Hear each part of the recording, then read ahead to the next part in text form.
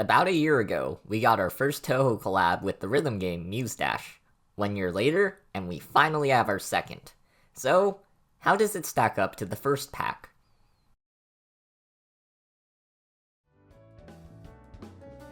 First and foremost, Marisa! Reimu was the star of Volume 1, so it makes sense that Marisa would be in Volume 2. She's adorable in this game. She's super well animated and has a ton of references to moves she uses in Touhou. She even has her most iconic attack. I said most iconic attack.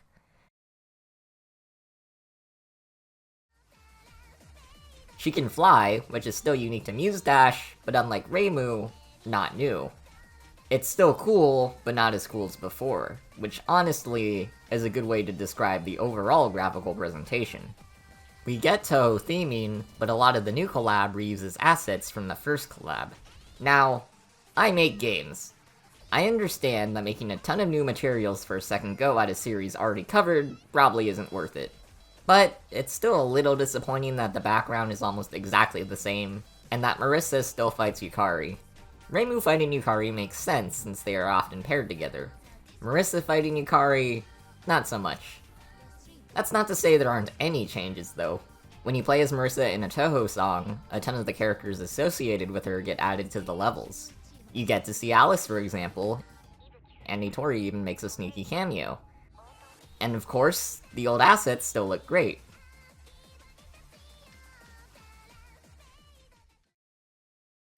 Despite a few gripes I have with the graphical presentation, all of that is more than made up for with the biggest improvement in between collabs.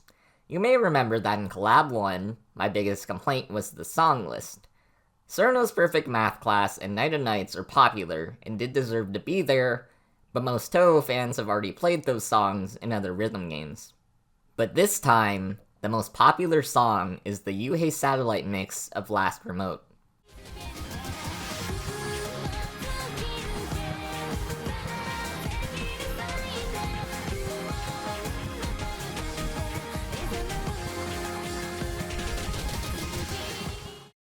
I already like that more than most of the popular songs from last time, but the setlist just keeps going.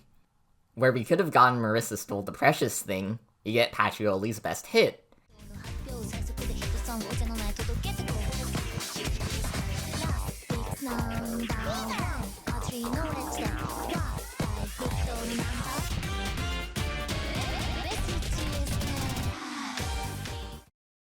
What might have been My Awaited Won't Come, which I do admittedly like, is instead The Boundless World is within a cycle of the Moon's Shadow.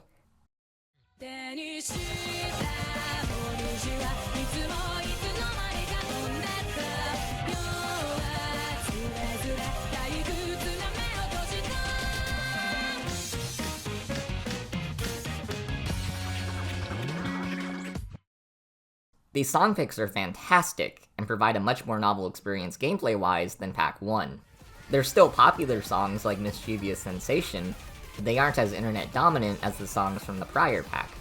Pero's willingness to use slightly more obscure songs is a respectable move, and I am extremely satisfied with the song selection this time. Oh, and I didn't even talk about all of the songs. I'll just say if you're a Halsey fan, then you'll be pretty satisfied.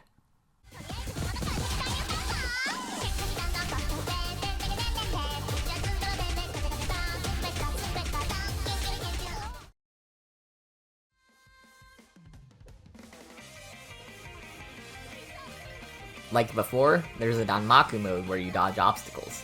Just click on Marisa's mini Hakuro twice.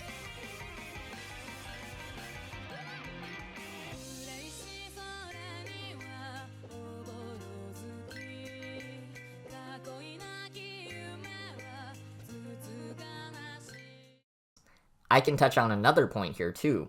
In both Danmaku mode and standard mode, this collab can be pretty tough. For the Soundholic song in the pack, I was barely holding on. And with Danmaku mode, there were several songs I straight up just couldn't beat.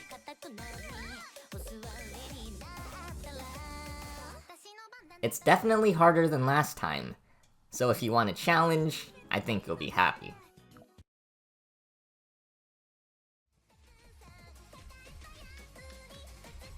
And that's the second collab. While the presentation is less novel than before, Marisa helps things feel pretty fresh. But away from the presentation, a far more exciting song selection makes this a great new addition to Muse Dash's library. And it's pretty hard. Keep in mind though, this is still part of the Muse Dash DLC pass. If you like Muse Dash, then go for it. But if you just like Touhou and don't like Muse Dash, then you can pass. Still though, this was very fun to play through as a Touhou fan.